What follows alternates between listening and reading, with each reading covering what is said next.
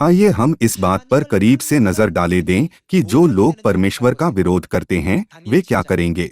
दानियेल अध्याय 7 आयत 25। और वह परमप्रधान के विरुद्ध बातें कहेगा और परमप्रधान के पवित्र लोगों को पीस डालेगा। परमेश्वर का विरोध करने वाला शैतान क्या बदलेगा और समयों और व्यवस्था के बदल देने की आशा करेगा।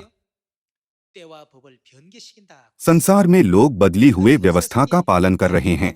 इस प्रकार आखिरकार वे किसकी उपासना करते हैं? इस तरह शैतान ने लोगों के मनों को अंधा कर दिया ताकि वे सत्य तक नहीं पहुंच सकें।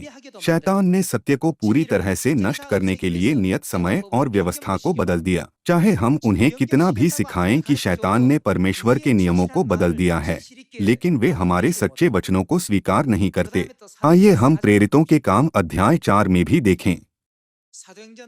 कृपया प्रेरितों अध्याय 4 आयत 17 पढ़े। परंतु इसलिए कि यह बात लोगों में और अधिक फैल न जाए, हम उन्हें धमकाएं कि वे इस नाम से फिर किसी मनुष्य से बातें न करें। तब उन्हें बुलाया और चेतावनी देकर यह कहा, यीशु के नाम से कुछ भी न बोलना और न सिखाना।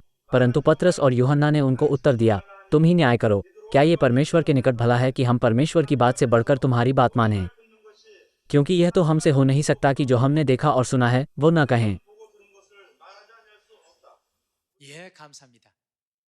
शैतान इस पृथ्वी पर मसीह के नाम के प्रकट होने से नफरत करता है। ऐसा इसलिए है क्योंकि उनके नाम में हमेशा शक्ति होती है। पापों की क्षमा की शक्ति और रोगों को ठीक करने की शक्ति उनके नाम में है। सभी प्रकार की शक्तियां उनके नाम से दी जाती हैं और पूरी होती हैं। हम केवल उनका नाम पुकारते हैं, लेकिन यह स्वर्ग और पृथ्वी की कुंजी बन जाता है। एक लॉक पासवर्ड सही होने पर खुलता है। स्वर्ग और पृथ्वी की सभी व्यवस्था और सिद्धांत सक्रिय होंगे और स्वर्ग की आत्मिक शक्तियां पृथ्वी पर उतरेंगी। इसलिए शैतान चाहता है कि कम से कम एक और व्यक्ति मसीह का नाम न पुकारे, और वह कहता है, क्या यह केवल एक मनुष्य का नाम नहीं है? सभी लोगों मसीह आन सान होंग के नाम का प्रचार करते हुए यदि कोई कहता है, क्या यह केवल एक मनुष्य का नाम नहीं है, तो कृपया उनसे यह प्रश्न पूछें।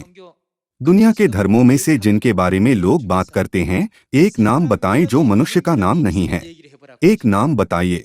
क्या कोई ऐसा धर्म है जो यह नहीं कहता, मैं इस पृथ्वी पर मानव जाति को सिखाने आया हूँ? कुछ लोग यह कहते हुए हमारे लिए बाधा डाल सकते हैं, आप एक मनुष्य मसीह आन सान होंग पर क्यों विश्वास करते हैं? क्या दानियेल 7 में यह भविष्यवाणी नहीं की गई है कि शैतान परमेश्वर के पवित्र लोगों पर अत्याचार करेगा? शैतान कभी भी परमेश्वर के लोगों को शांति में नहीं छोड़ता। प्रकाशित वाक्य 19 में लिखा है, श्वेत घोड़े का सवार युद्ध करता है और वह जय करता हुआ निकला कि और भी जय प्राप्त करे। वह कौन है? उनका नाम परमेश्वर का वचन है। वह कौन है? स्वर्ग की सेना श्वेत घोड़ों पर सवार और श्वेत और शुद्ध मलमल पहने हुए उसके पीछे पीछे है। वे कौन हैं? उनके नाम मेमने के जीवन की पुस्तक में लिखे गए हैं। यह आप और मैं हैं। प्रकाशित वाक्य 18 व्याख्या करता है, शैतान का न्यायी प्रभु परमेश्वर शक्तिमान है। स्वर्गीय पिता स्वर्ग में हैं और अदृश्य दुनिया में स्वर्गीय माता सभी कठिनाइयों के बावजूद हमारी अगुवाई कर रही हैं।